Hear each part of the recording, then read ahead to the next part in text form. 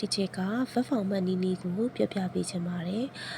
verb form ကတော့သားတို့သမီးတို့ကျောင်းမှာသင်တဲ့အတိုင်းပါပဲ present tense past tense future tense ဒါမျိုးလေးတွေကိုပေါ့နော်သားတို့သမီးတို့ကိုမေးသွားမှာပါအဲ့တော့ဒီချက်ကရှင်းပြပေးချင်တာက verb 1အနေအများကိုဘယ်လိုသုံးလဲပေါ့နော်အဲ့တော့သားတို့သမီးတို့ verb 1သုံးတဲ့နေရာမှာ always တို့ often တို့ usually တို့နော်နောက်တစ်ခါကျတော့daily weekly yearly sometime ever never ဒါမျိုးတွေတွေ့ပြီဆိုရင်တော့ဒါတို့သမီးတို့ verb အနေနဲ့ verb 1သုံးရပါမယ်နောက်တစ်ခါကျတော့ပါလဲဆိုရင်modern verb တွေပေါ့ modern verb ဆိုတာကျတော့ဘာကိုပြောချင်တာလဲဆိုရင် can could should will would me might miss ဟုတ်တယ်နော်အဲ့လိုမျိုးလေးတွေပါလာပြီဆိုရင်တော့ဒီချေတို့သူ့ရဲ့အနောက်မှာ verb 1လိုက်ပါတယ်နောက်တစ်ခု to ရဲ့နောက်မှာလည်း verb 1လိုက်မယ် less ရဲ့နောက်မှာလည်း verb 1လိုက်မယ်နော်အဲ့တော့ to ရဲ့နောက်မှာ verb တစ်ခုခွင်းစာခွန်ပိတ်ပေးထားပြီဆိုရင်သူ့မူရင်းဖြစ်တဲ့ verb ကိုပဲပြန်ရေးပေးလိုက်ပေါ့နော်ဘာမှထည့်စရာမလိုဘူးနောက်တစ်ခု do that did ရဲ့နောက်မှာဆိုရင်လည်းမူရင်းဖြစ်တဲ့ verb 1ပဲလိုက်ပါတယ်ဟုတ်ပြီနော် verb 2ကိုဘယ်နေရာမှာသုံးလဲဆိုတာကိုဒီချိန်ရှင်းပြပါမယ်နော်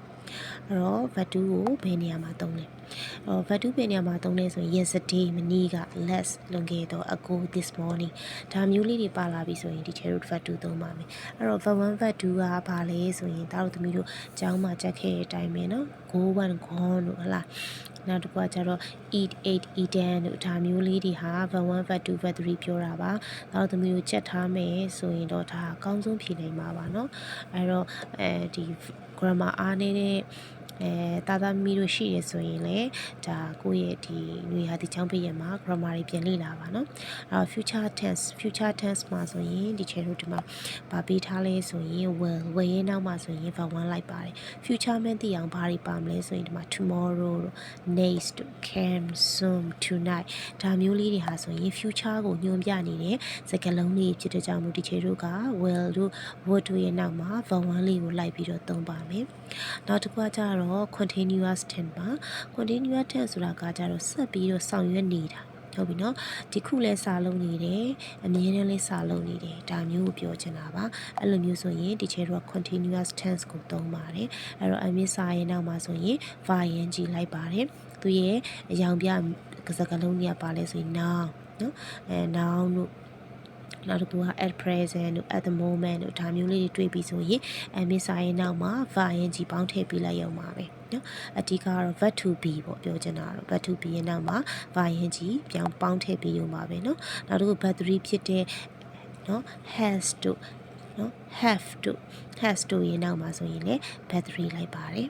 ဒါဆိုရင်လေ့ကျင့်ခန်းလေးလုပ်ကြည့်မယ်နော်အဲ့တော့ number 1မှာဆိုရင် I eat right every day အဲ့တော့ဒီချေတို့က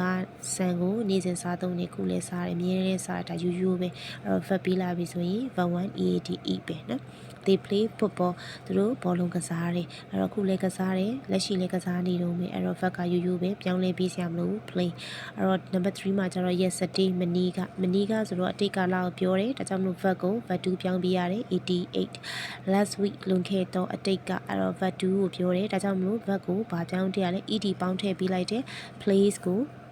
PLY ed play လို့ထည့်လိုက်တယ်အဲ့တော့သူအယောင်ပြလေးတွေပါတယ်နော်နောက်တစ်ခုက I have have ရဲ့နောက်မှာဒီအမြဲတမ်းပါလိုက်လေ verb 3လိုက်တယ် eaten ထည့်လိုက်တယ်ဟုတ်ပြီနော်အဲ့တော့နောက်တစ်ခုကကျတော့ the game well plays well သူကဒီ game ကိုကောင်းမွန်ကစားခဲ့ပြီးပြီအဲ့တော့ was ရဲ့နောက်မှာဒီချဲတို့ပါလဲဆိုရင်ဘာကိုထည့်ပြီးလိုက်လဲဆိုရင် ed ပေါင်းထည့်ပြီးလိုက်တယ်နောက်တစ်ခုကကျတော့ဒီမှာဆိုရင် was playing လို့သုံးချင်လဲရတယ်နော်ဒီနေရာမှာဆိုရင် playing လို့သုံးချင်သူတို့ emisa was ဝေးနောက်မှာဆိုရင်ing found ထည့်တဲ့အတွက် playing ကိုပေါင်းထည့်ပေးလိုက်လို့လည်းရပါတယ်နောက်တစ်ခုက I am eating now ခုပါလဲစားတောက်နေတယ်အဲ့တော့ဘာအယောင်ပြပါရှိလဲနောင်ပါတယ်ဆိုတော့ဒီချေတို့ကပါလဲဆိုရင် emisa verb to be ရဲ့နောက်မှာပါထည့်ပေးရလဲဆိုရင် eating ထည့်ပေးရပါတယ် ing နော်နောက်တစ်ခုနံပါတ်8မှာဆိုရင် they are playing in the rain မိုးရေထဲမှာသူတို့ကစားနေကြတယ် emisa ရဲ့နောက်မှာပါထည့်ပေးမလဲ ing found ထည့်ပေးပါတယ်နံပါတ်9 he ate an apple အဲ့တော့သူကပန်းတီတစ်လုံးကိုစားနေတယ် he subject ဒီအနေဖြစ်တဲ့အတွက် verb ကိုပါထည့်ပေးရလဲ s ပေါင်းထည့်ပေးရတယ်သို့မဟုတ် es ပေါင်းထည့်ပေးရတယ် she play the piano သူ piano ကစား piano တီးနေတယ်ပေါ့နော်တီးနေတယ်ဆိုတော့ subject အနေဖြစ်တဲ့အတွက် verb ကိုပါထည့်ပေးရလဲ s ထည့်ပေးရတယ်ဒါတွေကတော့သားတို့သမီးတို့အခြေခံသိထားရမယ်ဒါ verb form ရဲ့မှတ်နည်းလေးတွေပါသားတို့သမီးတို့verb form လေးတွေတော့တခြားteacher ရဲ့မှတ်စုလေးကိုမှတ်မယ်ဆိုရင်လည်းမှတ်လို့ရပါတယ်အားလုံးကိုကျေးဇူးတင်ပါတယ်နော်